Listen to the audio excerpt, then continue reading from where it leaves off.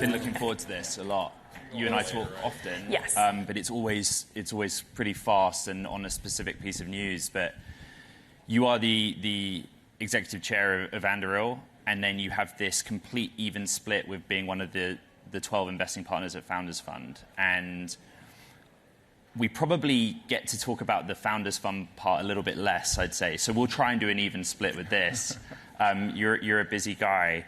You know, I think the stated intention of our conversation was to probably talk about defense technology in the current context of the war in Iran. To start with there, and explaining the basics of what Anduril is, you know, what role has Anduril played to date in that conflict, or not, and what is the current role of Anduril as part of the defense apparatus of this nation? I think that's a big question for you to kick us off with. I'll sit back and you take it away. Thank you. That's really meaty. Yeah. So when we started Anduril 9 years ago, almost exactly actually, June 6th of 2017, so we're coming up on 9 years, the idea was that, you know, we have this defense ecosystem that's dominated by a handful, 5 or 6 large defense companies that have been, you know, kind of a consolidation of the entire defense industry that existed during the Cold War. And the capabilities that we have are really incredible. I mean, we have these amazing, exquisite defense systems like, you know, Ford-class aircraft carriers and the Joint Strike Fighter, the F-35, the Patriot missile. These platforms take decades to develop, build, and hundreds and hundreds of billions of dollars to sustain. So, for example, like a Patriot missile, which was initially developed in 1969, this is like kind of the creme de la creme of interceptors for counter-air capabilities. You know, this is like it's a 70-year-old system at this point. Every missile costs millions of dollars, literally like between $2.25 to $5 million on a per unit basis. Per unit basis. And these were built to shoot down MiG-29s. You know, when you're shooting at an airplane that costs tens of millions of dollars, you can afford to shoot a $3 million missile to do that. This is not the nature of threats as they exist today. And so Anduril, when we came on the scene, our goal was to figure out ways that we can introduce software, autonomy, on the production side of the house as well as on the kill chain, the tactical side of the house, to massively reduce the cost of engaging with a modern threat profile.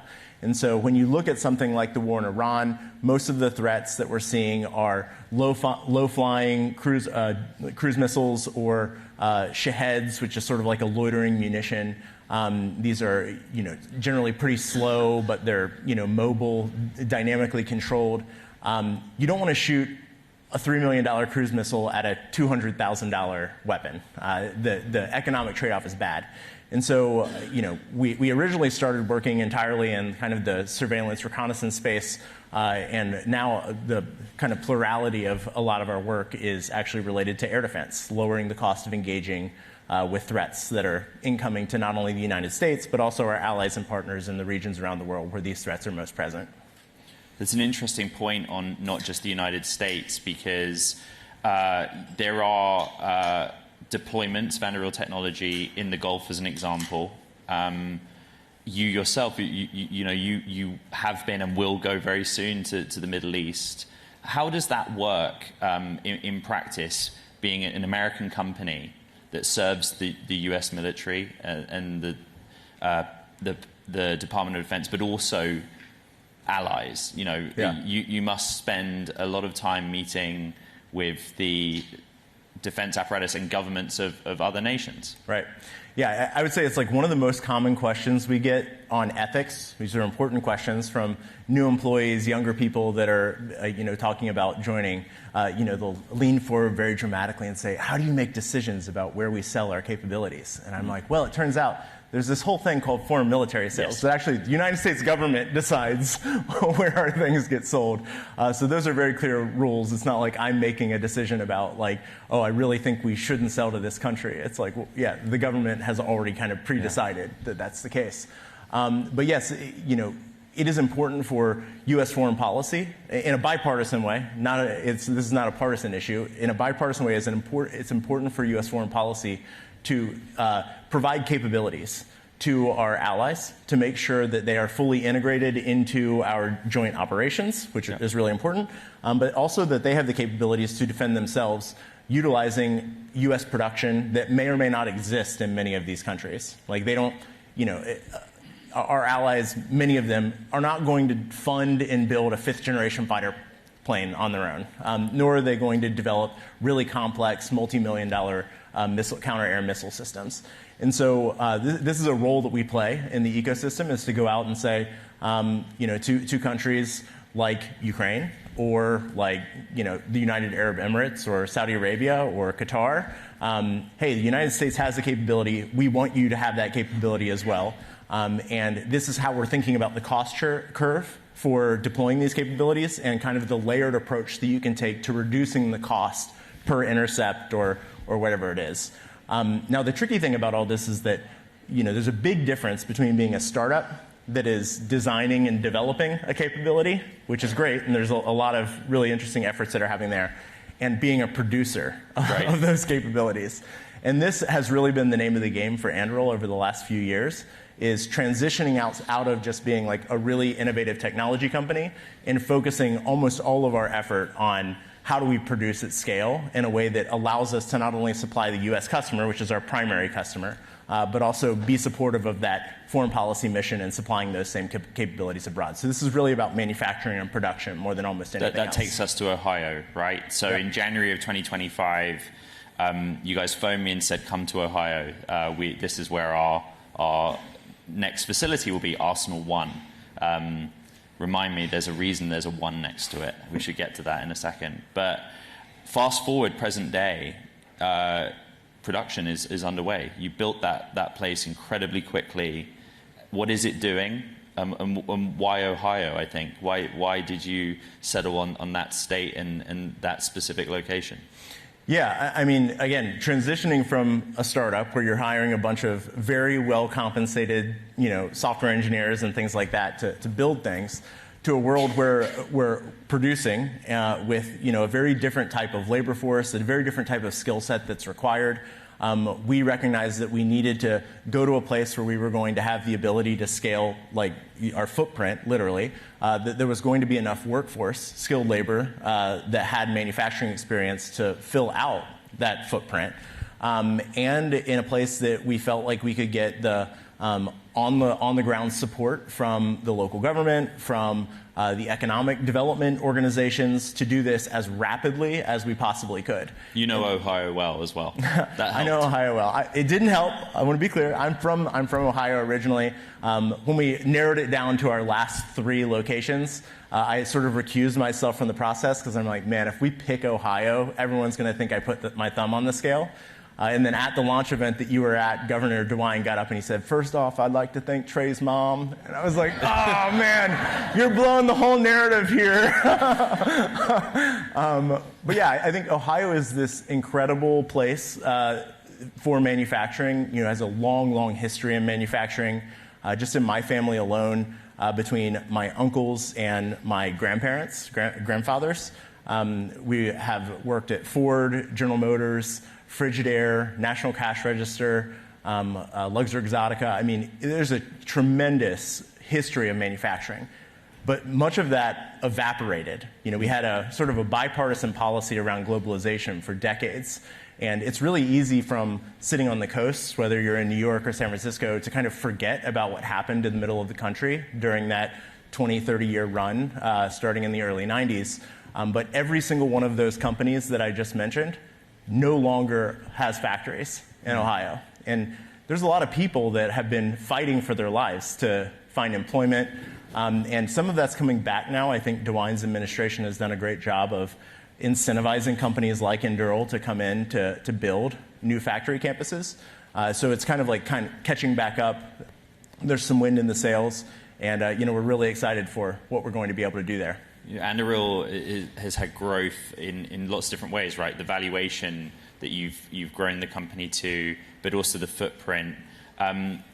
We're short on time, so I want to just address the Arsenal 1 thing. It indicates that there is going to be an Arsenal 2 and an Arsenal 3. Is that in the United States, or is it time now where Anduril says, okay, well, if we're serving Western allies, we should maybe manufacture locally to where our technology is deployed? I think it's both, actually. Okay. Arsenal 1 is primarily going to be focused on production of Fury, which is our collaborative combat aircraft, basically an autonomous fighter plane. Initial units will be rolling off the line this summer, so that production is already underway in the first 800,000 square feet that we have up and running. Later this year, we're going to start doing Barracuda, which is our low-cost cruise missile, and Roadrunner, which is our reusable interceptor missile. Both of those will start coming out of Arsenal 1 in Ohio as well. But there are other factories that are going to come online. Some of those are domestic shipyards that we're building out. There could be additional production facilities in the United States. Right now, we have 16 production facilities across the United States, which some of those are being consolidated back into that Ohio footprint. But to your point, internationally, the United States is not the only country that has a national prosperity agenda. Obviously, all of these countries want to see increased investment in their, local economy. And so we feel very aligned in making sure that as we go in and we do some of these larger deals to bring those capabilities to bear with our allies and partners, we want to build that local production piece to feed back into their economic growth as well. Final one on Anduril, because we've probably spent more time on Anduril than I expected, but a lot of people that know Anduril, they know Palmer Luckey. Mm-hmm. You're the executive chair, Palmer is CTO, a co-founder, there are other co-founders, and then Brian is the CEO. And I mean this with massive respect, but I guess Brian, until quite recently, got less of the limelight. How does it work between the three of you, and Matt and others that are running the company? How do you divide responsibility and decisions? Yeah, Anduril, because of the way that we approach our business, we have many business lines. We have dozens of SKUs, different products that we sell, and almost every single one of those is a scaled startup in its own right. And so there's no way that this company could be run with a kind of a very light or thin executive team. We've focused really intentionally on building as deep of a bench as we can. And that has been, honestly, the most important asset to the company since the very beginning. Mm-hmm. So across the four co-founders, we've kind of divided the world up into pieces, and we each have different chunks of accountability. Palmer is incredibly talented at what Palmer does. The Palmer Show, as many people who have interacted with Palmer know. Brian is naturally more introverted, but he is the boss. Yeah. He is the chief executive officer. His say is the final say. And it is actually required, really, Palmer and I pushing him out the door a little bit to say, look, yes, you need to be out engaging, because his natural tendency as an engineer, he's the most brilliant software engineer I've ever worked with in my career. His personal preference would be, I just want to sit back and work with the SVPs right, that run the product lines. But I think it's really important to get him out there. Matt Grimm, our other co-founder, who's the COO, he runs the entire operational side of the business. And that is an incredibly hard job. There's no way I would want to do that. But I think having those really clear swim lanes is really important. You, Trae, do this fascinating job of evenly splitting your time between Anduril and being one of the investing partners at Founders Fund. A much better job than I've done. I've done 3/4 of this on Anduril. But in the time we have left, what is that like for you at being one of the investing partners at Founders Fund, and just straight away in a firm that's preparing to be one of the big beneficiaries of an IPO of SpaceX? Yeah, I think there's all sorts of different ways that you can approach venture capital. I think for some people, they really want to focus on kind of growth and doing diligence. There's other people that are pure intuition, that are just like, measuring founders to make early stage bets. The kind of strategic slice that I've found that works best for me, given my own personality, is I'm an operator at my core. Like, I'm much more comfortable working at a startup than I am working at an investment firm. But that's actually a really interesting lens into the startup market, because I have exposure every day to what software are we using that works? What are the strategic challenges that we're encountering as it pertains to the rise of AI? These are questions that I'm dealing with on a company level. And so when I have the ability to interact with other startups, I think I have the ability to kind of identify areas where, wow, that would actually be really helpful, or I've seen 3 or 4 other things that approach this in a way that I think is better. So, everyone has their own set of advantages. I feel like doing both in parallel has been a great asset, both to Founders Fund and to Anduril. Is there a Founders Fund SpaceX thesis that in aggregate across all the investing partners you hold, or is there a Trae thesis that you apply? We all have very different opinions on every portfolio company. We are a very debate-driven culture. I think SpaceX is kind of a unique encapsulation and a microcosm of the way that Founders Fund works, because we invested very early, like around Flight 2. 2008? Or? It was way before my time, okay. Like 6 or 7 years before I joined the fund. And at that time, obviously, it would have been crazy to think about the Starlink as a part of the business. And even when we made the Starlink era bets in SpaceX, it would have been very difficult to imagine how AI would have impacted, data centers in space and all these other things that are going on. And so now, you look at SpaceX and you're thinking wow, what is Elon and the team working on pertaining to getting humanity to being a Kardashev Type 2 civilization? These weren't the questions we were asking when we made the original investment, where it was can we get a rocket into space? It's very different companies at that point. So you have to refresh in real time. Constantly, the thesis refreshes. How much does the venture capital industry need this IPO? I think what's interesting about the Founders Fund investment is not just how early it was, but when it continued, it was across several funds. It's a big moment for the LPs as well. How much are they kind of banking on this and have been waiting on this? Well, yeah, we have SpaceX investment in almost every fund, both across our venture funds and our growth funds. So there's a ton of exposure for LPs that were with us since the very beginning, and even the ones that joined us very recently. I think the core lesson that everyone has learned from this experience is never bet against Elon. It's just a bad idea. I think getting the opportunity for people to see liquidity that they've been hanging on to for 18 plus years is a tremendous opportunity to see some of those gains and also reinvest those in whatever the next SpaceX is going to be. Very quickly, the firm has 12 investing partners. Could you just explain how it works with Peter? Peter right now is in Argentina, but does the firm do the classic Monday morning meeting thing? Does he zoom in? Are you constantly, the 12 of you, talking to each other? I think there's still a mystique there about how it actually works. I'll be honest, there's still a mystique to me. I'm not really sure how it works either. Peter he's an N of one. He's a very interesting personality. His location it's like a point of frequent conversation that I don't really understand, because he's as accessible as he's always been, regardless of where he is.